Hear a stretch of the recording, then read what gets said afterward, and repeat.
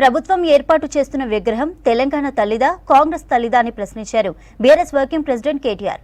CM Revanth సొంత కార్యక్రమంలో చేస్తున్నారని ఫైర్ అయ్యారు. తాము మళ్లీ అధికారంలోకి వచ్చిన తర్వాత రాజీవ్ గాంధీ విగ్రహం స్థానంలో తెలంగాణ తల్లి విగ్రహం ఏర్పాటు చేస్తామన్నారు. నెల రోజుల పాటు అసెంబ్లీ సమావేశాలు జరపాలని డిమాండ్ చేశారు. ప్రజాస్వామ్య పద్ధతిలో నిరసన తెలుపుతామంటే ప్రభుత్వం అడ్డుకోవడం దుర్మార్గమన్నారు కేటీఆర్.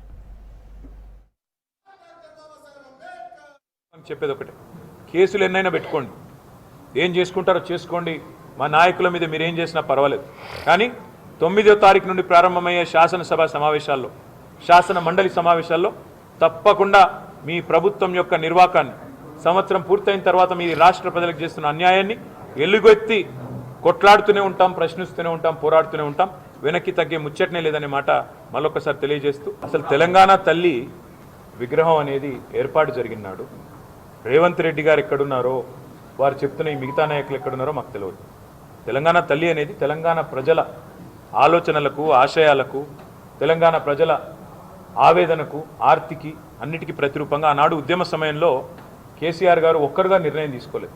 రెండవది, రేవంత్ రెడ్డి గారు ప్రతిష్ఠిస్తున్నది తెలంగాణ తల్లా లేకపోతే కాంగ్రెస్ తల్లా ఎవరు అనేది ఇంతవరకు ఎవరికి తెలియదు. తెలుగు తల్లి విగ్రహం ఇక్కడే ఉండేది, మన సెక్రటరియట్ ముంగట్నే. తెలుగు తల్లి విగ్రహాన్ని ఈరోజు